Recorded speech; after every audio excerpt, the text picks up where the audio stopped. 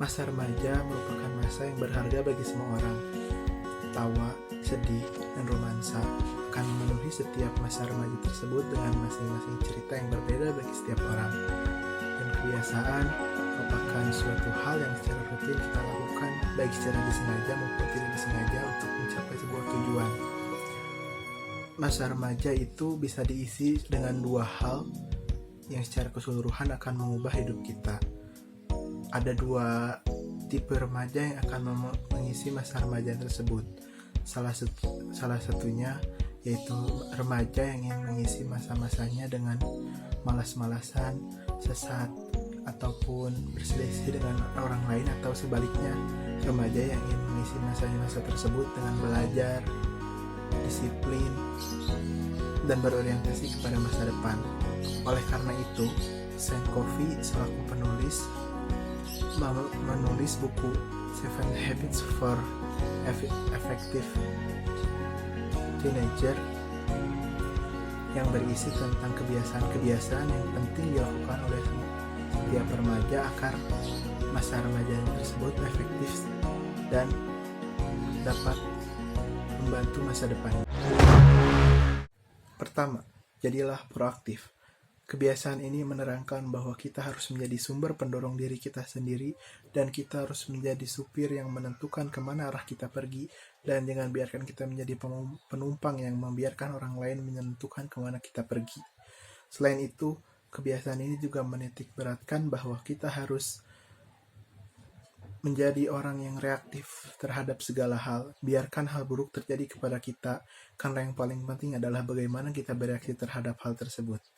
Selain itu, kita juga harus memupuk sikap aku bisa, di mana aku akan menjadi yang awal dan menjadi yang terbaik dalam hal tersebut. Karena setiap kebiasaan yang lain harus dimulai dari kebiasaan ini. Kita harus bertanggung jawab atas hidup kita sendiri. Menuju pada tujuan akhir. Ada suatu kalimat yang menyatakan bahwa jalan yang kita pilih hari ini akan membentuk kita selamanya. Menurut saya ini benar. Karena setiap hal yang kita lakukan hari ini akan menentukan bagaimana hasil yang akan terjadi besoknya. Dan selain itu, kebiasaan ini juga mengajarkan bahwa kita harus menuliskan visi, tujuan, dan bagaimana kita akan mencapai tujuan tersebut. Jangan biarkan orang lain menentukan apa tujuan kita, karena kita akan menyesal nantinya. 3. Mendahulukan yang utama. Ini adalah tentang bagaimana kita memprioritaskan hal yang harus kita lakukan terlebih dahulu, bukan ditunda. Selain itu, kebiasaan ini juga mengajarkan kita untuk mengatasi rasa takut kita dan melewati masa-masa yang sulit. Memprioritaskan hal bisa dimulai dengan membuat sebuah agenda. Tapi jangan biarkan agenda tersebut menguasaimu. Agenda itu hanya alat. Dan biarkan kamu menggunakan itu hanya untuk saat-saat tertentu. Karena pada intinya kamu harus mengingat segala hal yang harus kamu lakukan. Itu hanyalah sebuah alat agenda. Berpikir menang. Berpikir menang adalah merupakan suatu sikap tentang kehidupan, di mana bila kita bisa menang, orang lain pun bisa menang. Pemikiran ini juga menyatakan bahwa kita harus bisa bukan hanya menoleransi, tetapi naik level selanjutnya, yaitu memanfaatkan. Perbedaan ini bukan hanya sekedar kulit, agama, mata, dan dari mana kita berasal, tapi setiap orang itu berbeda dari bagaimana cara mereka memikirkan sesuatu. Setiap perbedaan ini, oleh orang yang berpikir menang-menang, akan dimanfaatkan menjadi sebuah peluang, di mana akan menjadi sebuah kesuksesan yang bersama. Salah untuk memahami terlebih dahulu, baru dipahami.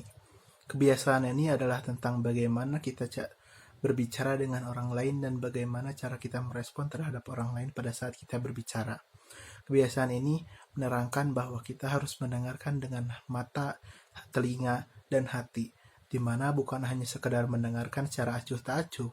Ini adalah tentang bagaimana kita merespon sebuah komunikasi agar terjadinya sebuah sinergi yang akan terjadi di kebiasaan ke-6.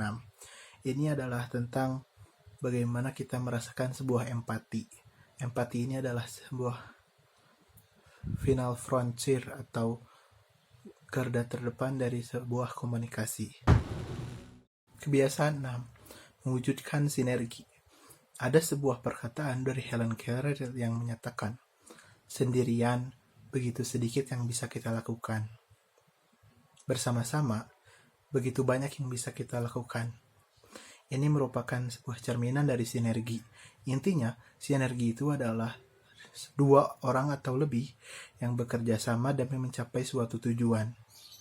Sinergi ini juga merupakan bagaimana cara kita bekerja secara tim, dan demi mencapai tujuan tersebut, setiap anggota tim sangat diperlukan. 7. Asahlah gergajimu. Kebiasaan ini adalah tentang bagaimana kita mempertajam diri kita untuk menangani masalah yang ada di dalam hidup kita. Selain itu, kebiasaan ini juga mengajarkan bahwa kita harus secara berkala memperbaharui dan menguatkan 4 dimensi kehidupan kunci kita, yaitu tubuh, otak, hati, dan jiwa. Untuk tubuh, kita bisa menguatkan secara berkala dengan olahraga dan makanan-makanan yang sehat. Lalu, untuk otak, dengan menulis ataupun membaca. Untuk hati, kita bisa dengan membangun hubungan-hubungan dan tertawa. Sedangkan untuk jiwa, kita bisa dengan berdoa dan yang berhubungan dengan bidang-bidang rohani. Selain itu, asahlah gergajimu ini harus secara senantiasa seimbang, karena di dalam 4 dimensi tersebut, keempat-empatnya akan secara tidak langsung mempengaruhi terhadap satu sama lain. Maka janganlah terlalu berlebihan dan harus senantiasa seimbang.